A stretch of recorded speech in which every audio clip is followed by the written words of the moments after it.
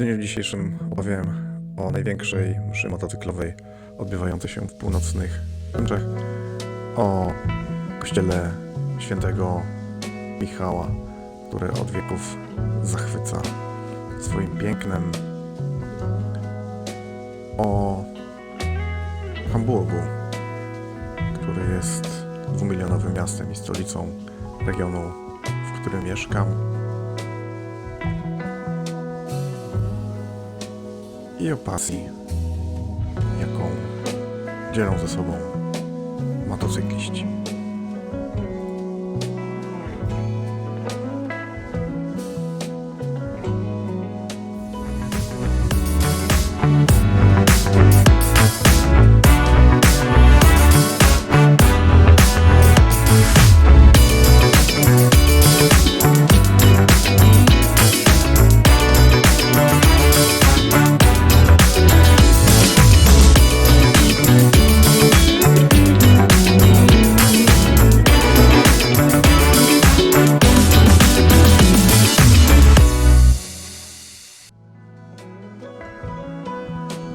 Odpinam kufry podróżne, które dzisiaj nie będą mi potrzebne. Maszynkę, ekspres do kawy i gaz pomieszczę w topcase'ie. Właściwie nie lubię tłumów i wolę mniejsze, kameralne imprezy, ale na Mogo w Hamburgu nie byłem jeszcze nigdy i po prostu jestem ciekawy, jak to wygląda. Skrót Mogo pochodzi od niemieckich słów Motorradgottesdienst, czyli msza dla motocyklistów. Natomiast literki HH oznaczają Hamburg i często są używane, szczególnie w piśmie, w języku pisanym, między ludźmi, którzy tutaj mieszkają, jako po prostu skrót. Chcę zobaczyć tą mszę na własne oczy, a nie sugerować się tym, co mówią inni. Wyruszam w piękny poranek. Do Hamburga mam około 50 km. Częściowo przez Landstraße, częściowo autobahnem. Radio ostrzegało, że w Hamburgu z powodu tej imprezy i z powodu zamknięcia licznych ulic mogą tworzyć się ogromne korki. I aby ułatwić motocyklistom dotarcie, niektóre ulice zostały celowo zamknięte.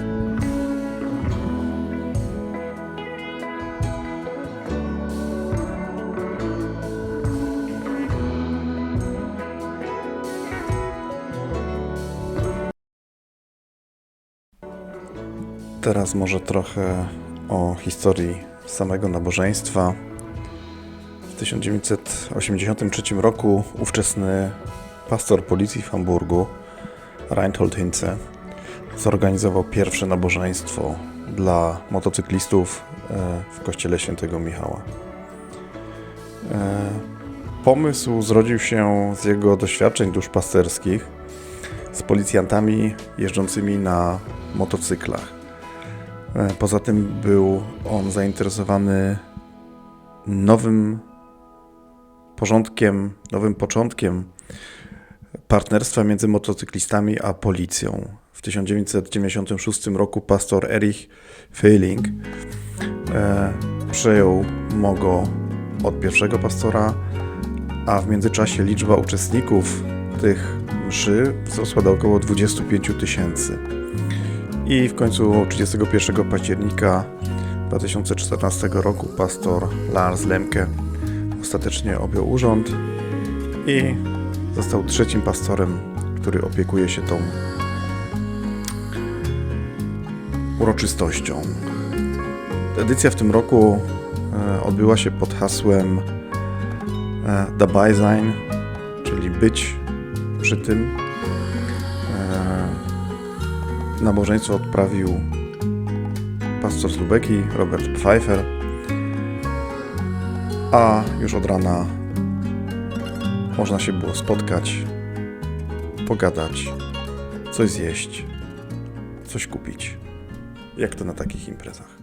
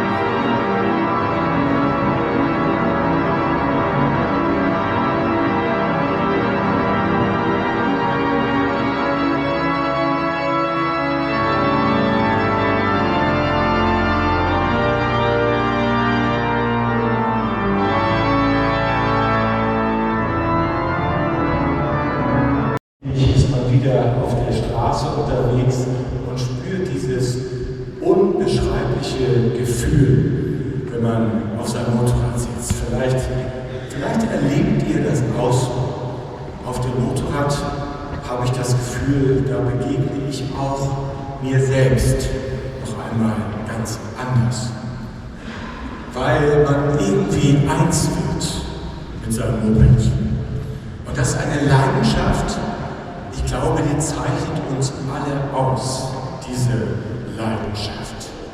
Die Besessenheit, die manchmal wirklich kraus werden kann. Aber wenn ich heute diese Ogo-Gemeinde so sehe, schon ganz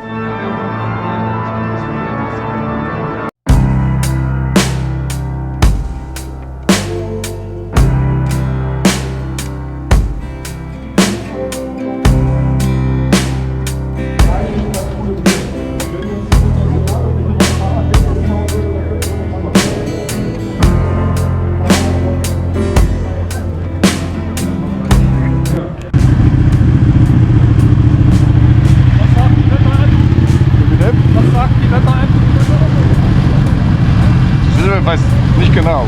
Der Regen kann man an oder nicht. Das kann alles passieren.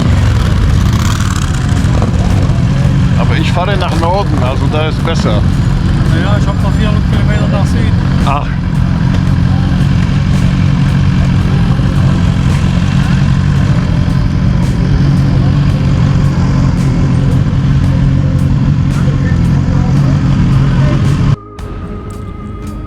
Sam kościół główny świętego Michała, w którym odbyło się to nabożeństwo, jest najsłynniejszym budynkiem kościelnym w Hamburgu i jest uważany za najważniejszy kościół barokowy w północnych Niemczech.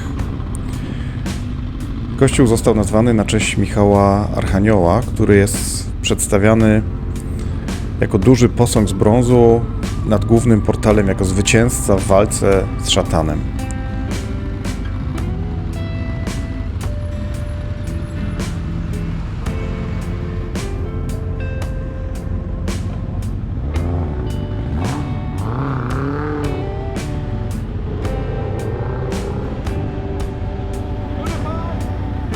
Obecny budynek został odbudowany w 1912 roku po spaleniu kościoła w w roku 1906.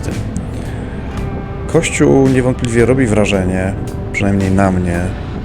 Ma w swoim wnętrzu takie ciepło i taką przytulność. Choć na mnie większe wrażenie robi Kościół Świętego Mikołaja, a właściwie to, co po nim zostało, czyli ogromna wieża.